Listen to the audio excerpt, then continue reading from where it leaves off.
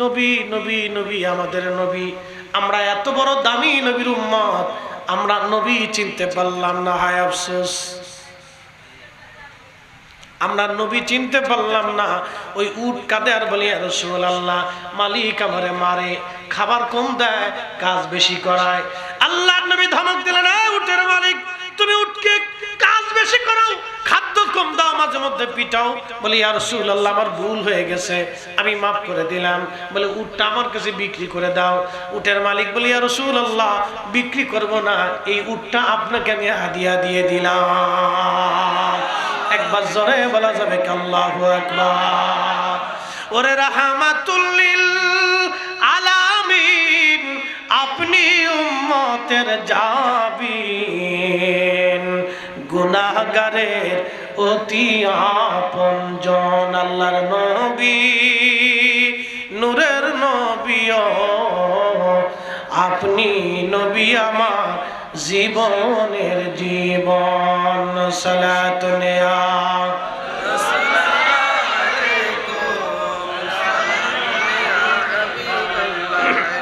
সালাতুন ইয়া রাসূলুল্লাহ, সালামুন ইয়া হাবিবাল্লাহ আলাইকুম। বন্ধুগণ আমার,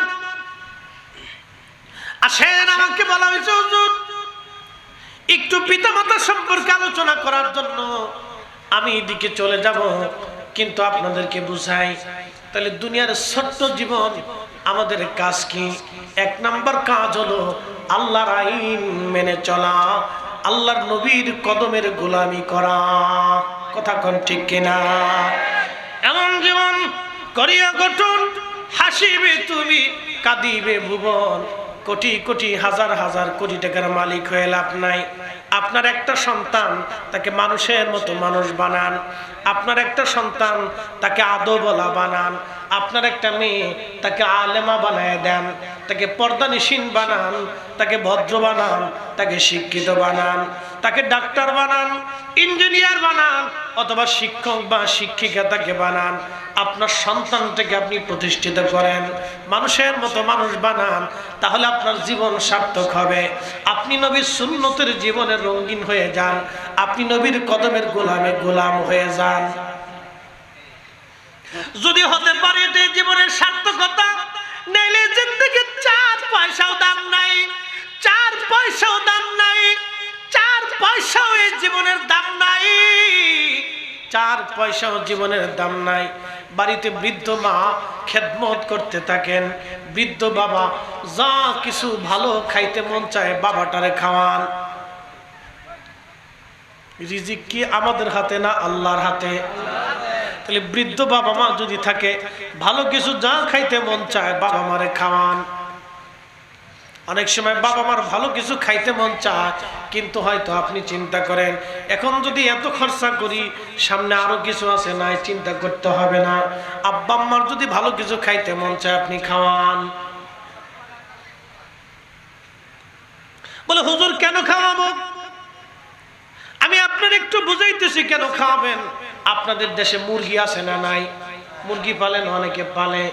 মুরগির দেখেন 10টা বাচ্চা হলো, ডিমের বাচ্চা হয়েছে।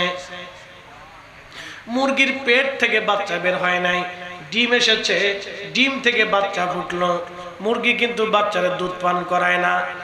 ওই মুরগিটা বাচ্চাদেরকে নিয়ে জঙ্গলের মধ্যে যাইয়া পা লড়ায় লড়ায়, ময়লা আবর্জনা ছিটায় ছিটায়, বাচ্চাদেরকে ঠুকায় ঠুকায় মুরগি বাচ্চাদেরকে খাওয়ায়।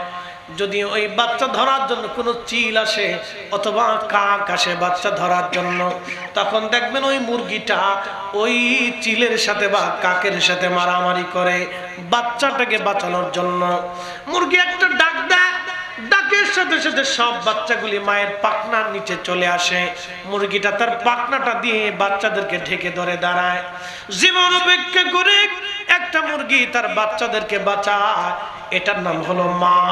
যেই মা আপনাকে ওইভাবে আগলে ধরে আপনাকে সারা জীবন বাঁচানোর চেষ্টা করলো, ওই মা ভালো খাইতে মন চায়, আপনি খাওয়াইলেন না, আপনি না খাওয়াইয়া টাকা জমা করে রাখলেন। আপনার মতো ব্যর্থ সন্তান আল্লাহর আসমানের নিচে আর কেউ হতে পারে না। কথা বলেন ঠিক কিনা? শুনে বুঝে যাবেন ওয়াজ কেন। আবার বলছি 100 বছর আগে যারা ছিল আজকে কেউ নাই। 100 বছর পরে আমরা আর কেউ থাকবো না। জমিন থাকবে, মাহফিল থাকবে, ওয়াজ থাকবে, কোরআন থাকবে, নামাজ হবে, আযান হবে, কিন্তু আমরা কেউ নাই। তাহলে মাঝখানে ছোট্ট জীবনে আমাদের কাজ কি? আহসানু আমালা, ভালো কাজ, ভালো কাজ, ভালো কাজ, খুঁটে খুঁটে দেখে দেখে দেখে দেখে নবীর রঙে রঙিন হয়ে ভালো কাজগুলি করেন, ভালো কাজগুলি করেন, অমর হয়ে থাকবেন। ভালো কাজ করেন, অমর হয়ে থাকবেন। আমাদের কাজই হচ্ছে ভালো কাজ করা। প্রিয় উপস্থিতি আমার, খুবই মনোযোগের সাথে কথাগুলি শুনবেন। আল্লাহ রাব্বুল আলামিন কোরআন শরীফে আমাদেরকে বললেন, আমার বান্দারা আল্লাযী খালাকাল মাউতা ওয়াল হায়াতা লিয়াবলুয়াকুম, তোমাদের হায়াত ও মউতের মাঝখানে আমি আল্লাহ তোমাদেরকে পরীক্ষা করব। পরীক্ষা চলতেছে আমাদের জীবনে। কি পরীক্ষা চলতেছে? আইয়ুকুম আহসানু আমালা, কে ভালো আমল করো আমি আল্লাহ সেটা দেখব। কে ভালো আমল করো আমি আল্লাহ সেটা দেখব। কে ভালো আমল করো আমি আল্লাহ সেটা দেখব। ভালো আমল। আপনাদেরকে একটা প্রশ্ন করি, জবাব দিবেন। কেউ যদি শুয়োরের গোশত খেয়ে নামাজে দাঁড়ায়, নামাজ হবে? একসাথে বলে না, না হয় না, আরো জোরে বলে। যদি কাবা শরীফে দাঁড়ায়, মাকাম ইব্রাহিমে দাঁড়ায়, মসজিদে নববীর ভিতরে যাও দাঁড়ায়, নামাজ হবে? কারণ কি? ভিতরে না পা, ভিতরে না পা। দরবেশের টাকা চুরি করলো 36,000 কোটি। প্রত্যেক রমজানে 7 দিন যে ইতিকাফ করতো মক্কায়, লাভ কি? 7 দিনে প্রত্যেক মক্কারে রমজানে 7 দিন মক্কায় ইতিকাফ করে আসছে। 10 দিন হেরেমে ইতিকাফ করতো, মসজিদে নববীতে ইতিকাফে বসতো। বলেন কি ফায়দা আছে? মেহেশরের কঠিন মাঠে 18 কোটি মানুষের মামলার আসামি সে। দুনিয়াতে আসামি আছে, দুনিয়াতে বিচার যদি নাও হয়, ধরেন হইল না, বিচার পাইলাম না, কিন্তু হাসরের মাঠে বিচার পান্নেওয়ালা মালিকের আদালতে 18 কোটি মানুষ, হিন্দু, মুসলমান, বৌদ্ধ, খ্রিস্টানে একসাথে মামলা করবে। আল্লাহ তার কাছে পাওনা পাইতাম। গরিব বলবে, রব আমার সেই এই মাসের চাউলের টাকা নিয়ে গেছে। ওই অন্ধ বলবে, রব আমার ভাতার টাকা নিয়ে গেছে। ওই গরিব অসুস্থ লোক বলবে, রব আমার অসুস্থতার চিকিৎসার বরাদ্দ ছিল, সে নিয়ে চলে গেছে। ওই সরকারি ওষুধ আসছিল, তারা চুরি করে বেঁচে করে আমার এই ওষুধটা খেতে দেয়নি। আল্লাহ আমার ওই কষ্টের ভিতরে আমি যন্ত্রণা ভোগ করে কত রাত অসুস্থতায় ভুগছি। আল্লাহ আমার বান্দা, আমার এই পাওনাটা তুমি রব আজকে বিচার দিলাম, আমরা বুঝাই দিতে বলে। কোটি বছর ইবাদত করলে কি লাভ হবে? কোনো লাভ নাই। এই জন্য যে জীবনটা করলে আখিরাতের নাজাত হবে, সেই জীবনটাই করা দরকার। কিন্তু বড় দুর্ভাগ্য কি আমাদের জানেন? এরা জীবনে ওয়াজ দেয়ও না, ওয়াজ শুনেও না, ওয়াজে তারা বসেও না। ওয়াজ যারা দেয় তারা হলো মধ্যবিত্ত, নিম্নবিত্ত। ওয়াজ যারা শুনে তারা মধ্যবিত্ত, নিম্নবিত্ত। আরো কিছু লোক, যেমন চেয়ারম্যান সাহেবের মতো কিছু মানুষ যারা সহজ সরল ও বুঝে সোজে না, এই আমার মতো বলদ, তারাই মাহফিলে এসে বসে। কি কথা কর না কেন? ভালো মানুষ এদেশে বলদ হয়েছে। আপনি চুরি করবেন না, ডাকাতি করবেন না, শেষরামি করবেন না, কোনো কিছুটি নাই। দেখবেন লোক সাদা সিধে মতো চলে, নামাজ কালাম পড়েন, কারো ধমক টমক দেন না, গালি গালাজ পড়েন না। মানসিক লোক আসলে বল কি কর কে বলো। আর সিটারি বাট্টারি করবেন কেন? খুব চালাকি, বিরাট চলা, ও বিরাট চলা। বুঝতে পারছেন? দোষ আমাদেরও আছে। আমরা ভালোকে ভালো বলতে পারতেছি না। এই অ্যাটিটিউড মাইন্ডেড আমাদের নষ্ট হয়ে গেছে বাবা। এই জন্য আমাদেরকে ভালোকে ভালো বলতে হবে। আপনি আমেরিকাতে যান তো, অর্ধ উলঙ্গ মেয়ে হাফ প্যান্ট পরে রাস্তায় হাঁটতেছে, আপনি তাকে দিয়ে চুরি করাইতে পারবেন না। আমেরিকাতে জানতো ইউনিভার্সিটির মেয়ে হাফ প্যান্ট পরে ইউনিভার্সিটিতে ক্লাস করতে আসছে, জিন্সের প্যান্ট পরে আসছে মেয়ে, ইসরায়েলের বিরুদ্ধে ফিলিস্তিনের পক্ষে তারা মিছিল দিতেছে। দেখেন কারণ কি? মানবতার জন্য। ওরা এই মানুষ মেরে ফেলতেছে, এটা অন্যায়। ওদের মতো অর্ধ উলঙ্গ মানুষ ওরা বলতেছে এটা অন্যায়, এটা অন্যায়। যেটা আমাদের প্রত্যেকটা মুসলমানের করা উচিত ছিল সেটা আজকে আমেরিকার খ্রিস্টানরা করলো। যেটা আমাদের সৌদি আরবের বাদশার করার কথা ছিল সেটা আজকে ব্রাজিল করতেছে।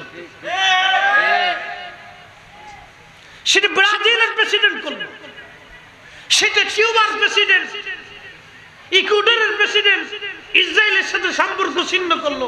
যেটা করার কথা ছিল আরব আমিরাতের, সেটা করতেছে আজকে খ্রিস্টানেরা।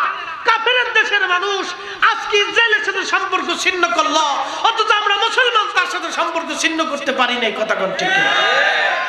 আমি হজে যাই দেখি কোকা কোলা সৌদি আরবের মানুষ অধারছে, মানে ঢকর ঢকুর গিলি গিলি খাচ্ছে। আমার সামনে এনে দিচ্ছে, আমি কি আমাকে কোকা কোলা দিলেন না বিষ দিলে আমি মরে যাবো না খেয়ে, তো এটা খাবো না। সৌদি আরবের মানুষ এটা ঢক ঢক করে গিলে খায়, ও খাদ্য পারে। কিন্তু আমি বাঙালি বেহুশ না, আমি মুসলমান, জন্ম নিয়েছি চোখের সামনে ফিলিস্তিনের নিরীহ মানুষ, কত হাজার হাজার হাজার হাজার সন্তান আজকে এতিম হয়ে গেছে, পরিবার সহ নিশ্চিহ্ন হয়ে গেছে, চোখ নাই, হাত নাই, পা নাই। এই দৃশ্য দেখার পরও আমি কোকা কোলা খাবো? আমাকে গুলি করো তো কোকা কোলা খাওয়া যাবে না, আমি বিষ খাবো তো কোকা কোলা খেতে পারবো না। কথা বলেন ঠিক না বেটি? তো হতেই পারে, খাচ্ছি। বুঝতে পারছেন আমরা অনেক সমস্যার ভিতরে আছি। উপায় কি? উপায় আমাদের আমরা যতটুকু মেনে চলতে পারি, যতটুকু মেনে চলতে পারি। এছাড়া আমাদের আছে কি আমাদের মাধ্যমে বলতে পারবো আল্লাহ আমি ফিলিস্তিনের পক্ষে ইসরায়েলের বিরুদ্ধে গুলি করতে পারি নাই, কিন্তু তার পণ্যটা আমি বয়কট করছি। আল্লাহ আমি তার জন্য দোয়া করছি, চোখের পানি ফেলছি। আমি মাহফিলে তার জন্য স্লোগান দিয়েছি। আল্লাহ কিয়ামতের ময়দানে এই হকের জন্য আল্লাহ আমাদেরকে মাফ করে দিতে পারে। কথা বলেন ঠিক কিনা? প্রিয় উপস্থিতি আমার, পটিয়ার মুসলমান খুব মনোযোগ দিয়ে শুনবেন। আজকে একটা ঘটনা শোনাবো আপনাদেরকে। যারা বাবা মাকে শ্রদ্ধা কম করেন, মহাব্বত কম করেন, শুনে যাবেন আজ, মনে রেখে যাবেন এই ওয়াজ সারা জীবনের জন্য। এই ঘটনাটা মনে রাখবেন। বিশ্ববিখ্যাত ইমাম আবুল ফারাজ ইবনুল জৌজি, ওনার একটা কিতাব আছে নূরুল হিকায়াত। এই কিতাবের মধ্যে তিনি একটা ঘটনা লিখতেছেন। বিশ্ববিখ্যাত আল্লাহর একজন ওলি ছিলেন, তার নাম হযরত মালিক ইবনে দিনার আল ইরাকি আল বসরি রাহমাতুল্লাহ আলাইহি। হযরত মালিক ইবনে দিনার তিনি প্রত্যেক বছরে মক্কায় হজ করার জন্য ইরাকের বসরা থেকে আসতেন। এক বছর তিনি হজে আসলেন, হজ শেষ করলেন। হজ শেষ করার পরে আল্লাহর দরবারে দোয়া করলেন, আল্লাহ আপনি দয়া করে আমাকে জানান কার হজ হলো কার হজ হলো না, আপনি দয়া করে আমাকে একটু জানান আল্লাহ। উনি দোয়া করলেন, কান্নাকাটি করলেন, আল্লাহ এত মানুষ হজে আসলো কিন্তু দোয়া কবুল হলো কি হলো না জানা নাই। মনে রাখবেন হজের প্রথম দিন শুরু হয় আরাফাতের মাঠ দিয়ে। প্রথমে আপনি মিনাতে যাবেন, ওখান থেকে আপনি আরাফায় রওনা দিবেন। আরাফার ময়দানে হাজী যখন রব্বুল আলামিনের দরবারে হাত তুলে কান্দে, আমার আল্লাহ সাথে সাথে হাজীর জীবনের গুনাহ আল্লাহ মাফ করে দেয়। না না হয় না, আর জোরে বলেন সুবহানাল্লাহ। শুধু গুনাহ মাফ হয় না, আরাফাতের মাঠে দোয়া কবুলের জায়গা। এখানে হাজী যখন কান্না করে আল্লাহ দোয়া কবুল করে নেয়। এই জন্য আরাফাতের ময়দানে যখন হাজীরা দোয়া শুরু হয়, কান্নার রোল পড়ে যায়, হাজীরা চিৎকার মেরে মেরে কান্না করতে থাকে। জীবনের সব অপরাধ সামনে নিয়ে কান্না করে আল্লাহ ভুল হয়ে গেছে। আরাফাতের মাঠে হাজী কান্না করে, বেশি পরিমাণে হাজীর কান্নাটা আরাফাতের মাঠে হয়। আরাফাতের মাঠের দোয়া কখনো ফেরত আসে না। হযরত মালিক ইবনে দিনার দোয়া করলেন, রব লক্ষ লক্ষ হাজি তো হজ করলো, কিন্তু কার হজ কবুল হলো আজকে তো জানা নাই। আল্লাহ আপনি দয়া করে বলে দেন কার হজ কবুল হলো, কার হজ কবুল হলো না, আল্লাহ বলে দেন। আল্লাহ রাব্বুল আলামিন রাত্রি বেলা হযরত মালিক ইবনে দিনারকে স্বপ্ন দেখাইলেন, মালিক রে সবার হজ আমি আল্লাহ কবুল করেছি, সবার জীবনের গুনাহ আমি আল্লাহ মাফ করে দিয়েছি, কিন্তু একজন মানুষের দোয়া এবং একজন মানুষের হজ আমি আল্লাহ কবুল করি নাই, এবং একজন মানুষকে আমি আল্লাহ ক্ষমা করি নাই। লক্ষ লক্ষ মানুষ আমি মাফ করছি, কিন্তু একজনকে মাফ করি। তো মালিক ইবনে দিনার ইরাকি বসরি খুব চিন্তায় পড়ে গেলেন যে ওই একটা লোক যদি আমি হই তাহলে আমার জীবন বরবাদ হয়ে গেছে। ওলিরা তো সবসময় আল্লাহকে খুশি করার জন্য নিয়োজিত থাকতেন। একসাথে বলবেন আল্লাহু আকবার। ওলিরা কাকে সন্তুষ্ট করতেন? আল্লাহকে এবং তার রাসূলকে। ওলিদের কাজই ছিল আল্লাহ তার রাসূলকে খুশি করা। কত পদ্ধতি দিয়ে তারা আল্লাহকে খুশি করে, যত পদ্ধতি ছিল সব পদ্ধতি দিয়ে তারা আল্লাহ এবং তার রাসূলকে খুশি করতেন। সবসময় তাদের কাজ ছিল আল্লাহ তার রাসূলকে খুশি করা। আর আমরা হয়েছি ব্যতিক্রম, আমাদের কাজ হলো খালি শয়তানকে খুশি করা, খালি শয়তানকে খুশি করা, যার কারণে আমরা ওলি হতে পারি না। আমাদের কাজ হবে আল্লাহকে খুশি করা, শয়তানকে বেজার করা। যদি আপনি জীবনে নিয়ত করেন যে হ্যাঁ আমি প্রত্যেকটা সেক্টরে প্রত্যেকটা সময়ে আমি আল্লাহ তার রাসূলকে খুশি করব আর শয়তানকে বেজার করব, তাহলে আপনি দুনিয়াতে কামিয়াব হইয়া আল্লাহর প্যারা হইয়া নবীর গোলাম হয়ে তারপরে কবরে যাইতে পারবেন। খুব মনোযোগ দিয়ে। তো মালিক ইবনে দিনার খুব চিন্তায় পড়ে গেলেন, ব্যাপার কি, ওই লোকটা যদি আমি হই তাহলে আমার জীবনটা বরবাদ হয়ে যাবে। উনি আবার কাঁদতেছে। রাত্রি আল্লাহ স্বপ্ন দেখিয়েছেন, আবার কাঁদতেছে। পরের দিন আল্লাহ আবার স্বপ্ন দেখাইলেন, মালিক তোমাকেও মাফ করে দিয়েছি, কিন্তু একজনকে মাফ করি নাই। মালিক ইবনে দিনার বললেন, ইয়া রাব্বি কাকে মাফ করেন নাই? বলে তার নাম মুহাম্মদ ইবনে হারুন সমরকন্দি। মুহাম্মদ ইবনে হারুন সমরকন্দি। সমরকন্দ বর্তমান আফগানিস্তানের পার্শ্ববর্তী দেশের নাম উজবেকিস্তান। এই উজবেকিস্তানের একটা এলাকার নাম বুখারা।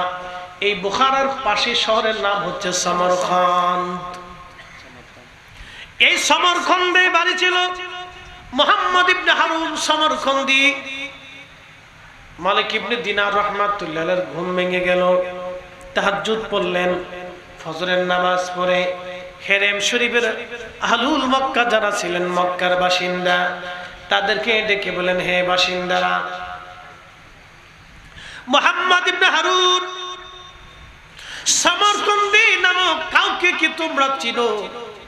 লোকেরা বলল, হ্যাঁ হুজুর আমরা তার চিনি, সে মস্ত বড় বুজুর্গ আমল করনেওয়ালা। আজকে 40 বছর ধরে সে মাকামে ইব্রাহিমের সারা রাত ভরে ভরে আল্লাহর ইবাদতে কাটায়। অ্যাটেনশন, আমার দিকে তাকাবে, কি ইম্পর্টেন্ট কথা। 40 বছর ধরে সে মাকামে ইব্রাহিমে সারা রাত্র ভরে ইবাদতে কাটায়। আমি আপনি যদি একটা বারের জন্য হেরেমে যাই, হেরেমে যাওয়ার পরে অনুভূতিটা একেবারেই পরিবর্তন হয়ে যায়, চেঞ্জ হয়ে যায়। তাওয়াফের সময় কত কোয়ালিটির নারী আপনার সাথে তাওয়াফ করবে। আফ্রিকা, ইউরোপ, এশিয়া, আমেরিকা, 7 মহাদেশের মানুষ, 7 মহাদেশের মুসলমান নারী পুরুষ একসাথে তাওয়াফ চলতেছে, কিন্তু কেউ কারো দিকে ভুরুক্ষেপ করে না। একসাথে বলবেন আল্লাহু আকবার। 7 মহাদেশের মানুষ একসাথে তাওয়াফ করতেছে, সাই করতেছে, কিন্তু কেউ কারো দিকে তাকানোর সুযোগ নেই। ওই অনুভূতি ওই সময় আসে না। হেরেম শরীফে মাকাম ইব্রাহিমে কাবা ঘর ধরে যখন কান্নাকাটি করে, কি পুরুষ কি মহিলা, পাশে মহিলা খোদার ঘর ধরে কাঁদতেছে, পাশে যুবক খোদার ঘর ধরে কাঁদতেছে, কিন্তু নারীর দিকে তাকানোর কোনো অনুভূতি নেই। এটা সে কাবা শরীফ, সেই জায়গা 40 বছর ধরে মাকাম ইব্রাহিমে লোকটা একনিষ্ঠভাবে সারা রাত আল্লাহর ইবাদতে কাটাই দিচ্ছে, কিন্তু তার হজ কবুল হয় না, দোয়া কবুল হয় না। মালিক ইবনে দিনার আশ্চর্য হয়ে গেলেন, ব্যাপার কি? এত বড় বুজুর্গ 40 বছর ধরে মাকাম ইব্রাহিমে নামাজ ইবাদতে কাটায়, কিন্তু 40 বছর ধরে তার ইবাদত কবুল হয় না, রোজা কবুল হয় না, হজ কবুল হয় না, তার দোয়া কবুল হয় না। কারণ কি? চিন্তায় বলল, ও লোকেরা, সে কোথায় আছে তোমরা কি জানো? বলে, হুজুর, রাত্রিবেলা সে মাকাম ইব্রাহিমে নামাজ পড়ে, কিন্তু দিনের ভাগে মক্কার বিরান ভূমি একটা এলাকা ছিল যেখানে জনমানবহীন শূন্য বিরান ভূমি বলা হতো।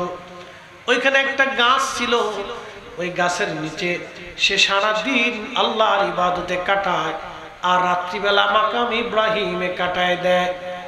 বলতেছে, লোকেরা, ওইখানে গেলে কি মুহাম্মদ ইবনে হারুন সমরকন্দিরে আমি পাবো? বলে, হ্যাঁ, ওইখানে গেলে আপনি অবশ্যই পাবেন। হাজরাতে মালিক ইবনে দিনার আল ইরাকি বসরি রাহমাতুল্লাহি আলাইহি তিনি চলে গেলেন সেই বিরান ভূমিতে। গাছের নিচে যা দেখলেন ডান হাত কাটা, একটা হাত তার নাই, একটা হাত তার নাই। আল্লাহর বান্দা গাছের নিচে দাঁড়ায়া দাঁড়ায়া নামাজ পড়তেছে। হযরতে মালিক ইবনে দিনার আল ইরাকি বসরি রাহমাতুল্লাহি আলাইহি তিনি আস্তে করে সালাম দিয়ে তার পাশে বসে গেলেন। সে নামাজ শেষ করলো। নামাজ শেষ করার পরে সালামের জবাব দিয়ে বলল, হে আল্লাহর বান্দা, আপনার পরিচয় কি? কি জন্য আপনি আমার এখানে আসছেন? আমার এখানে তো সহসা কোনো ব্যক্তি আসে না, কারণ কি? কি প্রয়োজন আপনার বলেন? তখন হযরতে মালিক ইবনে দিনার বললেন, হে আল্লাহর বান্দা, আপনার নাম কি মুহাম্মদ ইবনে হারুন সমরকন্দি? বলে, হ্যাঁ, আমার নাম মুহাম্মদ ইবনে হারুন সমরকন্দি। বলে, হুজুর, আপনার পরিচয় কি? আপনাকে তো চিনলাম না। বলে, আমার নাম মালিক ইবনে দিনার আল ইরাকি আল বসরি। তখন সমরকন্দি বলতেছে, হ্যাঁ হুজুর, আপনাকে চিনছি, আপনি ইরাকের জাহিদ এবং আবিদ, আপনি মস্ত বড় আল্লাহর ওলি, আপনি মস্ত বড় আল্লাহর বন্ধু।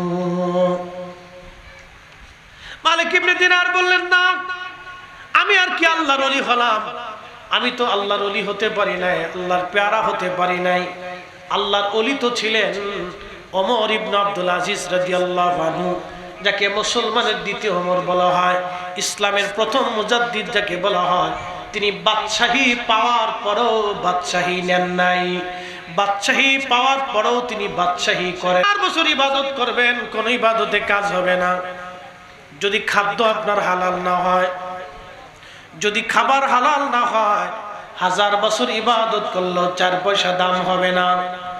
এই জন্য অন্যায় অন্যায় বলতে হবে, জুলুমকে জুলুম বলা লাগবে। বাবাজি সাবধান, একটা কথা বলে দিয়ে যাই, দল বেদল আমরা বুঝি না, আমরা বুঝি যেখানে হক আছে সেখানে আমরা আছি। কথা বলেন ঠিক কিনা? গরিব মানুষ, এতিম, দুস্থ, অভাবী, নিষ্পেষিত, এই অসুস্থ ব্যক্তির সেবা যেখানে হবে, এতিমের লালন পালন যেখানে হবে, সেখানে আমরা আছি। আমরা চাই সবাই সুখী থাকুক, শান্তিতে থাকুক। আল্লাহর নবী এই জন্য পৃথিবীতে ইনসাফ কায়েম করছিলেন। আল্লাহর নবী বলতেন, আমার উম্মত, আমার ফাতেমা যদি চুরি করে তাহলে আমি নবী নিজে তার হাত কেটে ফেলে দিব। এটাই হলো ন্যায় বিচার। একসাথে জোরে বলা যাবে কি আল্লাহু আকবার। আল্লাহর কোরআন বলতেছে, ইন্নাল্লাহা ইয়ামুরু বিল আদলি ওয়াল ইহসান, তোমাদেরকে হুকুম করতেছি তোমরা হক করবে, বেহক করবে না। সব সময় হক করবে, হক মানবে, হকের পক্ষে থাকবে, হকের জন্য স্লোগান দিবে। তোমরা ইনসাফের পথে থাকবে, ইহসান করবে, দয়া করবে, দয়ার পথে থাকবে। যারা দয়া করে তাদেরকে সমর্থন করবে, তাদের সাথে থাকবে, মানুষকে দয়া করবে, সৃষ্টিকে দয়া করবে। আপনাদের বাড়ি বিড়াল আছে না অনেকের? আপনি যদি বিড়ালকে খাবার না দেন, লাথি মেরে দেন, কিয়ামতের ময়দানে এই বিড়ালের জন্য আপনাকে আল্লাহর কাঠগড়ায় দাঁড়াইতে হবে। ভাবতেছেন সহজে ছেড়ে দিবে, বাড়ি গরু আছে, খাবার দেন নাই, ময়দানে মেহশরে আল্লাহর আদালতে বিচারের কাঠগড়ায় দাঁড়াইতে হবে। কুত্তা আছে, খাবার দেন নাই, আল্লাহর আদালতে আপনাকে দাঁড়াইতে হবে। আল্লাহ আপনাকে ওই কুকুরটাকে আপনার অধীনে করে দিয়েছিল, ওই কুকুর আপনার বাড়ি পাহারা দিয়েছে, সারা রাত সে ডিউটি পালন করছে, কিন্তু আপনি তার বেতন দেন নাই। বেতন কি? 2 বেলা খাবার। ওর 2 বেলা খাবার আপনি দেন নাই, ও সারা রাত আপনার বাড়ি পাহারা দিচ্ছে, কিন্তু বেতন দেন নাই। এই জন্য কিয়ামতের ময়দানে আপনাকে আল্লাহর আদালতে দাঁড়াইতে হবে। ওই কুত্তা আল্লাহর কাছে বলবে, রব আমি তার বাড়ি পাহারা দিছিলাম, কিন্তু আমার বেতন দেয় নাই, বলো তোমার বান্দাকে বেতন দিয়ে দিতে। এই জন্য আল্লাহর নবী রাহমাতুল্লিল, জোরে বলেন রাহমাতুল্লিল। শুধু আমাদের জন্য না, সবার জন্য। এই আল্লাহর নবী এইভাবে ইনসাফ শিখিয়ে দিয়ে গেছে। মুস্তাদরাক হাকিম লিস-সাহিহাইনের ভিতরে আসছে, রহমতের নবীজি খেজুরের বাগানের পাশ দিয়ে নবীজি হেঁটে যাচ্ছেন মদিনায়। একটা উট দৌড়ায় আসছে। উট এসে আল্লাহর হাবিবের কদম মোবারকের সামনে পড়ে মাথা নিচু করে নবীজির কদমের মধ্যে মুখ লাগায় কাঁদতেছে। উটের জবান খুলে গেল। উট কাঁদে আর বলে, ইয়া রাসূলুল্লাহ, ইয়া হাবিবাল্লাহ, নবী গো আপনার কদমে আমার আরজি। উট কি জন্য তুমি কাঁদো? বলে, ইয়া রাসূলুল্লাহি, আমার মনিব আমাকে শুধু মারে, আঘাত করে, কিন্তু খাদ্য দেয় না, কাজ বেশি বেশি করায়। এমন সময় পিছে পিছে ওই মদিনার সেই উটের মালিক দৌড়ায় আসছে। আল্লাহর নবী বললেন, ও উটের মালিক, তুমি কি উটের মালিক? বলে, হ্যাঁ ইয়া রাসূলুল্লাহ। তুমি কি তাকে খাবার কম দাও, কাজ বেশি করাও, এবং মাঝে মধ্যে তারে পিটাও? বলে, ইয়া রাসূলুল্লাহ, কি করে আপনি জানলেন? বলে, উট এসে তোমার বিরুদ্ধে আমার কাছে অভিযোগ পেশ করেছে। একবার জোরে বলা যাবে কি আল্লাহু আকবার? আল্লাহর কোরআন বলতেছে, ওয়ামা আরসালনাকা ইল্লা রাহমাতাল লিল আলামিন। হুজুর আপনাকে পাঠাইছি ইল্লাহর ইসতিসনা, গুরুত্ব প্রদান করার জন্য। আল্লাহ বাক্যের প্রথমে ব্যবহার করেন মাঝখানে, যেমন লা ইলাহা ইল্লাল্লাহ, আল্লাহ ছাড়া আর কোনো মাবুদ নাই, আল্লাহ ছাড়া কোনো খালিক নাই, আল্লাহ ছাড়া কোনো রব নাই। ইল্লাল্লাহ, আল্লাহ ছাড়া, ইল্লাহ শব্দ দিয়ে আল্লাহ, আল্লাহ ছাড়া যে আর কোনো মাবুদ নাই, এটাকে গুরুত্ব প্রদান করছেন, আল্লাহ পাক তাকিদ দিয়েছেন। ঠিক ওই রকম আল্লাহ বলেন, হাবিব আপনাকে তামাম সৃষ্টির জন্য পাঠিয়েছি, ইল্লাহ শুধু এই জন্য যে রাহমাতুল লিল আলামিন, আপনি তামাম কুল কায়নাতের রহমত। একবার জোরে বলা যাবে কি ইয়া রাসূলুল্লাহ? কোরআন যদি বুঝেন তাহলে নবী চিনতে পারবেন নবী কি জিনিস। অনেকে আল্লাহ রাসূলের শান বুঝে না, বোঝার চেষ্টা করে না, কিন্তু কোরআন এতই চমৎকার করে আল্লাহ বুঝিয়ে দিলেন, হাবিব আপনি তামাম কুল কায়নাতের জন্য রহমত। আল্লামা মোল্লা আলী কারি মাক্কি আল মাওরিদুর রাবি ফি মাউলিদিন নবী সাল্লাল্লাহু আলাইহি ওয়াসাল্লাম, এই কিতাবের মধ্যে তিনি লেখেন, আল্লাহর সৃষ্টির মধ্যে 18,000 আলম আছে, একটা দুইটা আলম না, 18,000 আলম। আলম তো বুঝতেছেন আপনারা, বুঝাই দুনিয়া একটা আলম, কবর একটা আলম, মায়ের পেটের ভিতরে একটা আলম, রুহের জগৎ একটা আলম, হাসরের মাঠ একটা আলম, জান্নাত একটা আলম। এরকম যতগুলি জগৎ আছে সব জগৎকে আলম বলা হয়।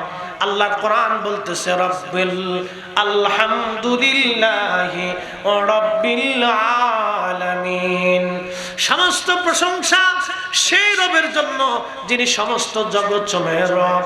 আর আল্লাহ ডাক দিলেন, হাবিব আপনাকে আমি বাদ দিলাম না, আপনি তামাম জগৎ সমূহের রহমত, রেহেমের জগতেও রহমত, রুহের জগতেও রহমত। কবর নাই। প্রশ্ন রাখতে পারেন মুফতি ফরিদি, ওমর ইবনে আব্দুল আজিজ বাদশাহী পাওয়ার বড় বাদশাহী করেন না?